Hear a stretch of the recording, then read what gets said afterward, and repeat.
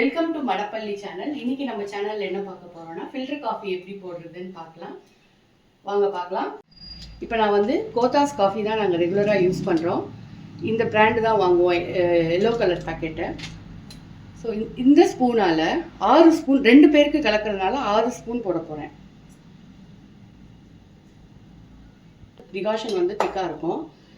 போட்டதுக்கப்புறம் பக்கத்தில் இருக்கிற டம்ளரால் இதை லைட்டாக இப்படி ப்ரெஸ் பண்ணிக்கணும்.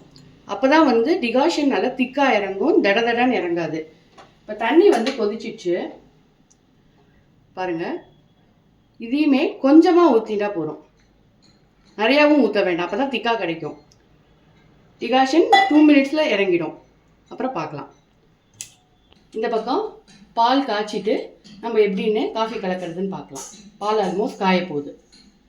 2 ஸ்பூன் போட்டிருக்கேன்னு சொல்லிடுறேன். இப்போ ஃபஸ்ட்டு ஸ்ட்ராங்காக டிகாஷன் இறங்கியிருக்கு. நீங்களே பாருங்கள், திக்காக இருக்குது டிகாஷன். காமிக்கிறேன்.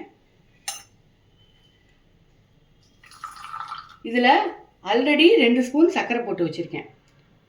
இப்போ நான் அந்த திக்கு டிகாஷன் எல்லாத்தையும் ஊற்றிடுறேன். நமக்கெல்லாம் ஸ்ட்ராங் காஃபி வந்து ஸ்ட்ராங்காக இருக்கணும். ஸோ போடுறதுனால ஆல்ரெடி சர்க்கரையும் டிகாஷனும் ஊற்றியாச்சு.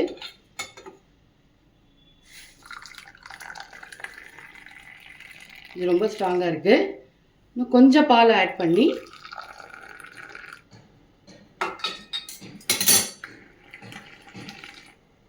இதுதான் கரெக்டான பதம். இந்த ப்ரௌன் கலரில் வரணும். ரொம்ப லைட்டாகவும் இல்லாமல் ஸ்ட்ராங்காகவும் இல்லாமல் இந்த மாதிரி இருக்கும். இந்த மாதிரி நல்லா இப்படி மேலேருந்து ஆற்றினா நுர வரும். இந்த மாதிரி நீங்களும் ஃபில்டர் காஃபி ட்ரை பண்ணி டேஸ்ட் பண்ணிவிட்டு எப்படி இருக்குன்னு சொல்லுங்கள். தேங்க்யூ.